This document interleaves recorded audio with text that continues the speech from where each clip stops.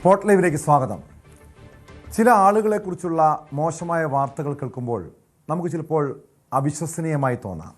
പ്രത്യേകിച്ചും സമൂഹത്തിൽ ഏവരുമേറെ ആദരിക്കുന്ന, മറ്റുള്ളവർക്ക് പ്രചോദനമാകുന്ന വ്യക്തികളെക്കുറിച്ച്. അങ്ങനെയൊരു വാർത്തയാണ് ഇന്ന് രാവിലെ മലപ്പുറത്തു നിന്നും കേൾക്കാൻ കഴിഞ്ഞത്. ഒരു തലമുറയ്ക്ക് പ്രചോദനമാകുന്ന, അതല്ലെങ്കിൽ ലഹരിക്കെതിരെ പ്രചരണം നടത്തുന്ന, വലിയ പോരാട്ടം നടത്തുന്ന ഒരു മുൻ പോലീസ് ഉദ്യോഗസ്ഥനെ കുറിച്ചുള്ള വാർത്തയാണ്. 16 വയസ്സുകാരിയെ ലോഡ്ജിൽ വെച്ച് പീഡിപ്പിച്ചെന്ന പരാതിയിലാണ് മുൻ പോലീസ് ഉദ്യോഗസ്ഥനും സോഷ്യൽ മീഡിയ ഇൻഫ്ലുവൻസറുമായ ഫിലിപ്പ് മമ്പാടിനെ പോലീസ് കസ്റ്റഡിയിലെടുത്തത്. ചേവായൂർ പോലീസ് കൈമാറിയ പരാതിയിലാണ് നിലമ്പൂർ പോലീസ് ഫിലിപ്പിനെ കസ്റ്റഡിയിലെടുത്തിരിക്കുന്നത്. നിലമ്പൂരിലെ വീട്ടിൽ നിന്നും കുട്ടിയെ കൂട്ടിക്കൊണ്ടുപോയ പ്രതി കാസർഗോഡ് വെച്ച് പീഡിപ്പിച്ചുവെന്നാണ് പരാതിയിൽ പറയുന്നത്. പ്രതിയെ ചേവായൂർ പോലീസിന് ഉടൻ കൈമാറും. കേസിൽ വിശദമായ അന്വേഷണം തുടരുകയാണെന്ന് പോലീസ് അറിയിച്ചു. CV അനുമോദ് ചേരുന്നുണ്ട് മലപ്പുറത്ത് നിന്ന് വിവരങ്ങളുമായി. അനുമോദ്, ഇന്ന് രാവിലെ ഈ വാർത്ത കേട്ടപ്പോൾ വലിയ ഞെട്ടലുണ്ടായതാണ്. കാരണം ലഹരിക്കെതിരെ പോരാട്ടം നടത്തുന്ന പുതിയ തലമുറയ്ക്ക് നല്ല മാതൃക പകരുന്ന, നല്ല സന്ദേശങ്ങൾ പകരുന്ന ഒരു വ്യക്തിയാണ് ഫിലിപ്പ് മമ്പാട്. നമുക്കൊക്കെ സുപരിചിതനാണ്. കാരണം സോഷ്യൽ മീഡിയ സജീവമാണ്. മാധ്യമ രംഗത്തൊക്കെ ഈ ലഹരിക്കെതിരായ പോരാട്ടത്തിന് മുൻപന്തിയിലുള്ള വ്യക്തിയാണ് ഫിലിപ്പ് മമ്പാട്.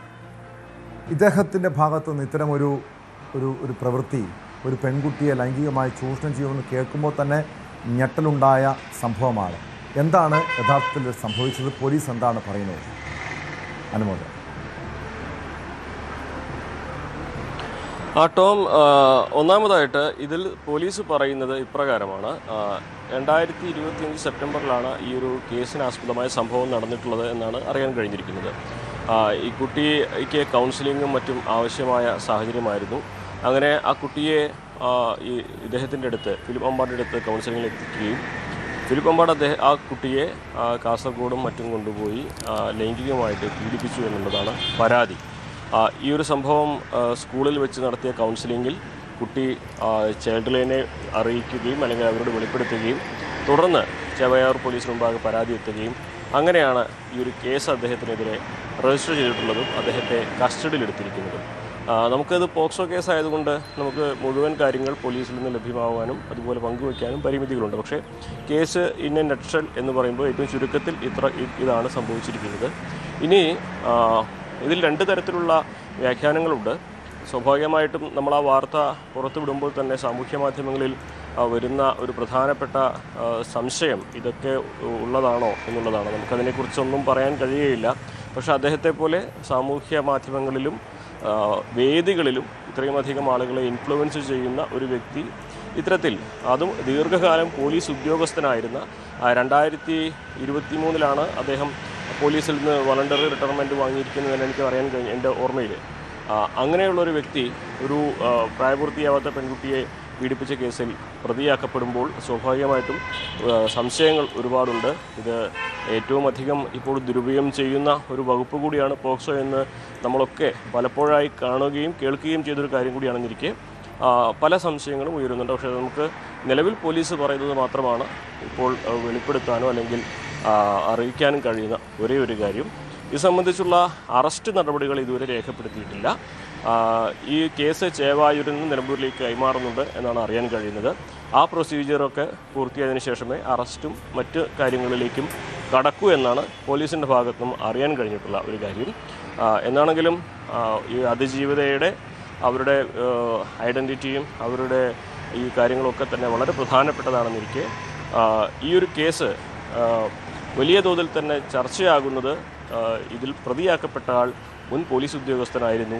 സാമൂഹ്യ മാധ്യമങ്ങളിലും അതുപോലെ തന്നെ പൊതുവേദികളിലും ലഹരിക്കെതിരെയും ഇത്തരത്തിലുള്ള അതിക്രമങ്ങൾക്കെതിരെയും പടപൊരുതുന്ന, അല്ലെങ്കിൽ സ്വന്തം ജീവിതം തന്നെ അതിനു വേണ്ടി മാറ്റിവെക്കുന്ന തരത്തിൽ പെരുമാറുന്ന ഒരു വ്യക്തിയാണ് എന്നത് കൂടി കൊണ്ട് തന്നെയാണ് ഇതിലേറ്റവും ഈ വാർത്ത തീർച്ചയായും അതാണ് അനുമോദ് സൂചിപ്പിച്ചതുപോലെ പരാതിയെക്കുറിച്ച് ഞെട്ടിപ്പിച്ചൊരു കാര്യം. കാരണം ഈ ഫിലിപ്പ് മമ്പാടിൻ്റെ ജീവിതത്തെക്കുറിച്ച് നമ്മൾ കേട്ടിട്ടുള്ളതാണ്. ഒരു കാലത്ത് മദ്യത്തിനടിമയായിരുന്ന വ്യക്തി, പിന്നീട് സ്വന്തം ജോലി പോലും ഈ ലഹരിക്കെതിരായ പോരാട്ടത്തിന് വേണ്ടി ഉപേക്ഷിച്ച പോലീസ് ഉദ്യോഗസ്ഥൻ. അങ്ങനെയാണ് അദ്ദേഹം വാർത്തകളിൽ ഇടം നേടിയത്. ലഹരിക്കെതിരായിട്ടുള്ള നമ്മുടെയൊക്കെ പല ക്യാമ്പയിനുകളിലും ഫിലിപ്പ് മമ്പാട് പങ്കെടുത്തിട്ടുമുണ്ട്. അങ്ങനെ മറ്റുള്ളവർക്ക് പ്രചോദനം നൽകുന്ന, മറ്റുള്ളവർക്ക് മാതൃകയാകുന്ന ഒരു വ്യക്തിയിൽ നിന്നും ഇത്തരമൊരു സംഭവം ഉണ്ടാകുമ്പോൾ സ്വാഭാവികമായും അതൊരു തെറ്റായ സന്ദേശമാണ്, പ്രത്യേകിച്ചും പുതിയ തലമുറയ്ക്ക് അല്ലെങ്കിൽ അദ്ദേഹത്തിൻ്റെ ആരാധകർക്ക്. പക്ഷെ അതുകൊണ്ട് തന്നെയാണ് ഇക്കാര്യത്തിലൊരു വ്യക്തത വേണമെന്ന് നമ്മളൊക്കെ ആഗ്രഹിക്കുന്നത്. കാരണം അങ്ങനെ തെറ്റ് ചെയ്തിട്ടുണ്ടെങ്കിൽ ശക്തമായ നടപടി വേണം. അത് എത്ര ഉന്നതനാണേലും ഏത് രീതിയിലുള്ള സമൂഹത്തിൽ വലിയ പേരും പ്രശസ്തിയുള്ള വ്യക്തിയാണേലും.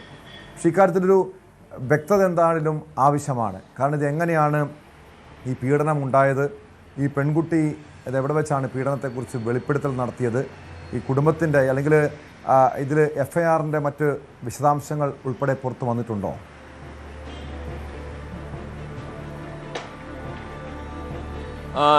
ഇത് ഒരു പോക്സോ കേസ് ആയതുകൊണ്ട് തന്നെ പ്രധാനമായിട്ടും ഇതിലെ പല വിവരങ്ങളും പോലീസ് മാധ്യമങ്ങൾക്ക് നൽകില്ല എന്നുള്ളതാണ് ഇതിൽ ഏറ്റവും വലിയൊരു പ്രതിസന്ധി. അത് ആ അതിജീവിതയുടെ സ്വകാര്യത, ആ പരാതിക്കാരി അവരുടെ സ്വകാര്യതയെ ബാധിക്കുന്നതാണ് എന്നതുകൊണ്ട് അത്തരത്തിലുള്ള വിശദാംശങ്ങളൊന്നും പോലീസിൻ്റെ ഭാഗത്ത് നിന്ന് ലഭ്യമായിട്ടില്ല. രണ്ടാമത് ചേവായൂരാണ് ഇത് സംബന്ധിച്ച് FIR രജിസ്റ്റർ ചെയ്തിട്ടുള്ളത്. അത് സംബന്ധിച്ചുള്ള നടപടികൾ, ഇത് നിലമ്പൂരിലേക്ക് മാറ്റാനുള്ള നടപടികൾ പുരോഗമിക്കുകയാണ്. അപ്പോഴും ഓൺ പ്രോസസ്സ് എന്നാണ് പോലീസ് പറയുന്നത്. അപ്പോൾ നമുക്ക് ഈ രണ്ട് കാര്യങ്ങളിലും FIRൻ്റെ വിശദാംശങ്ങളും പരാതി വിശദാംശങ്ങളും നമുക്ക് ലഭ്യമാകുന്നതിന് പരിമിതിയുണ്ട്.